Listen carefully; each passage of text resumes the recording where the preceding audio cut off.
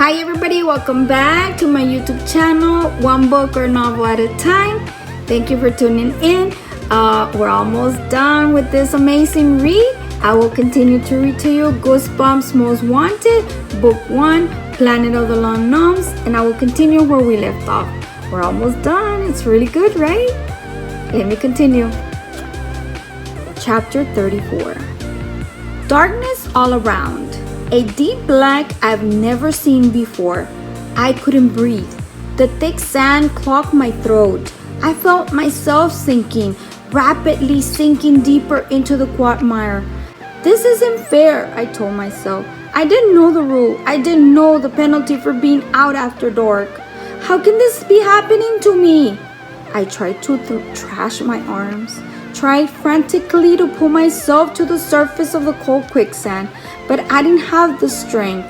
I gave up. I let my arms float at my sides as I sank deeper and deeper. Suddenly, I saw a flash of light. The darkness gave way to a blinding white light. My brain is exploding. I felt something grab me from underneath. Something wrapped around my stomach, my chest, my legs. It gripped me tightly and held on. The biting fish. The fish with legs. I remember how they chomped at my legs. Big holes in my jeans. How they leaped from the sand, snapping their pointed teeth. Was I going to end up as fish food? No.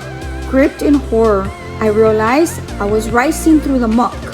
The thing that wrapped around me, was it some kind of net? It pulled me higher. The wet sand washed over me as I rose. It seemed to take forever, but soon I popped above the surface. I felt the cool, fresh air on my face. I coughed and sucked in a deep breath, and then another.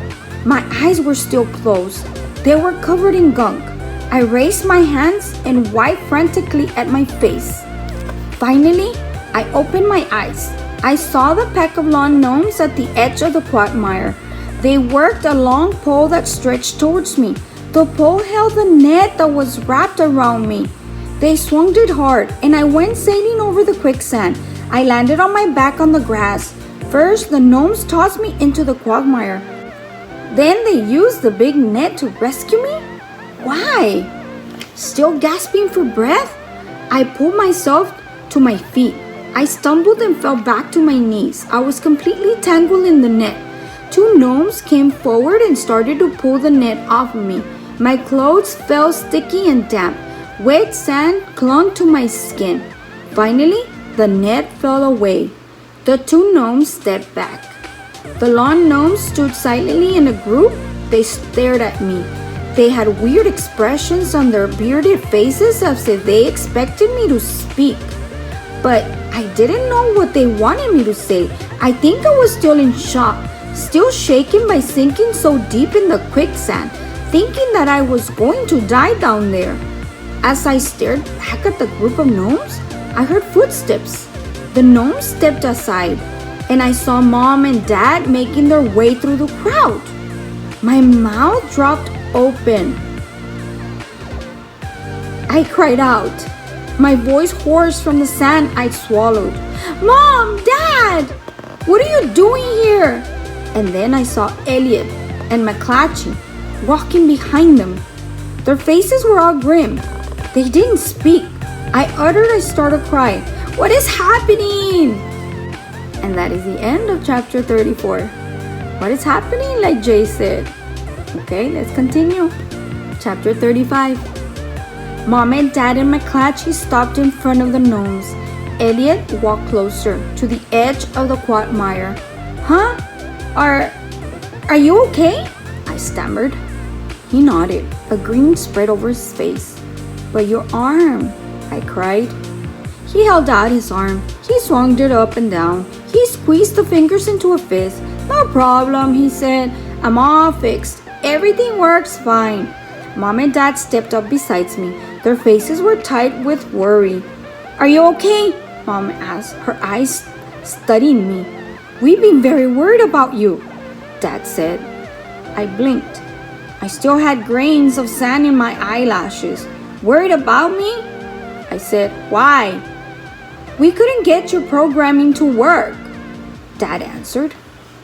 I gasped. My what? Your programming, Dad repeated. You were off track. We all tried to reset you, but you were completely malfunctioning. Malfunctioning? But, I couldn't speak. I just sputtered. The gnomes had the idea to scare you, Dad said. That's right, Mom added. Sometimes a good scare will shake you back online. The gnomes all began to mutter and nod their heads. But that's crazy, I cried. We had to do something, Mom insisted. We were desperate. We didn't want to lose you. I stared at McClatchy standing behind my parents with his hands in his pockets. Why was he here? Was he part of this whole plan to scare me? I don't get it, I told him. I didn't need a scare. I'm perfectly okay. The gnomes began to mutter again. I hope you're right, Mom said, clasping her hands in front of her. I really do. Dad walked up and put his hands on my shoulder. Let's give you a simple test, he said. I gazed up at him. A test? He nodded. Answer this question. What is your name? I laughed. Huh? My name? You're joking, right? Why are you asking such a totally easy question? Dad squeezed my shoulder. Go ahead. Just answer it. What is your name? I made a face at him. My name is Polmar, of course. Mom and Dad both let out loud sighs. Elliot clapped his hands. McClatchy cheered and pumped a fist in the air. Oh, thank goodness, Mom cried. We don't have to call you Jay anymore. Polmar, that's your name. And where do we live? Another easy one, I muttered. We live on Polovia, planet of the Lawn Gnomes. That is the end of chapter 35. Chapter 36.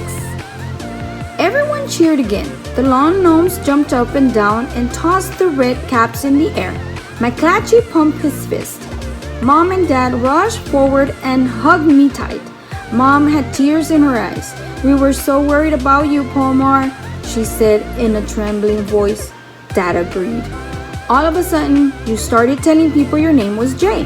And you said you came from some strange planet we never heard of. It was called Earth. I laughed. Jay. What a dumb name. And where did you come up with that weird planet? McClatchy asked. Earth? I thought hard. I think I read about a planet called Earth in a sci-fi story. It doesn't really exist. Of course it doesn't, Dad said. But you told everyone you lived there. Weird, I murmured. Totally weird. You started acting very strange, Mom said.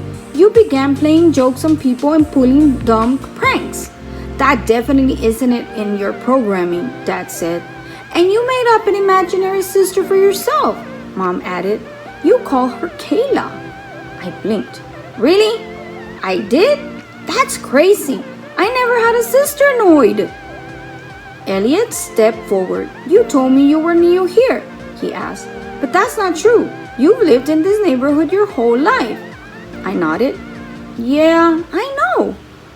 And you said you burned your house down, Elliot continued. But I knew that couldn't be true. I knew you loved mixing chemicals, and I knew you made light sticks.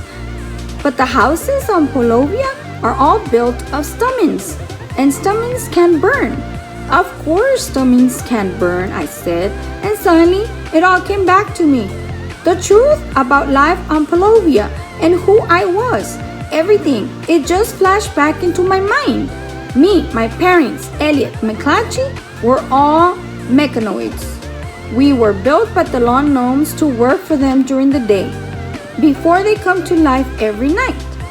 I get it, I said. I remember everything now. The gnomes cheered again and tossed their caps. I guess they were happy their scare cured worked. I waved to them and shouted thanks. Then I followed my parents home. My gears creaked and my circuits groaned. I was exhausted. What a long night. I said goodnight to my parents and hurried upstairs to my room. I clicked on the light. To my surprise, someone was waiting for me there. Mr. Phineas, I cried. I started across the room to him, but I stopped short when he began to speak. We have to get out of here, Jay, the dog rasped in a throaty, deep voice. We have to find a way back to Earth. I gasped. Huh? Earth? I squinted at the dog. You speak? Mr. Phineas nodded. No time to explain.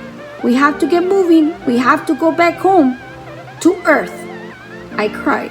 That's an imaginary planet. I can't do that. That's totally crazy. The dog tilted his head and stared at me. Come on, Jay. Who are you going to believe? Them or your dog? And that is the end of the chapter and the end of Planet of the Lawn Gnomes. So what do you think? This is only book 1. Wow, what an ending. Who to believe? His parents or his dog? So, does Jay really exist? Is his name really Jay? Is he really part of Planet of the Lawn Gnomes and the gnomes created him and he's a mechanoid, like a robot that the gnomes created so they can work for them during the day since they don't come alive only at night? Wow, what a story, right? Truly, truly amazing. I really loved it. Well, this is the end of book 1, everybody.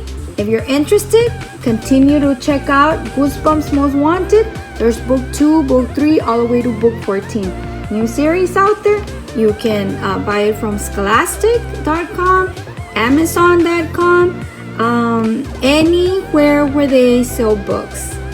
Okay, Barnes and Noble as well should have them. And I hope you enjoy it.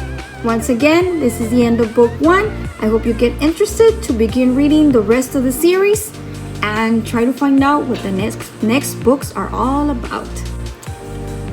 And as it says here, Goosebumps Most Wanted, the list continues with book number 2, Son of Slappy. Right here. See if we can see it. It's black and white. Let me get a good right here.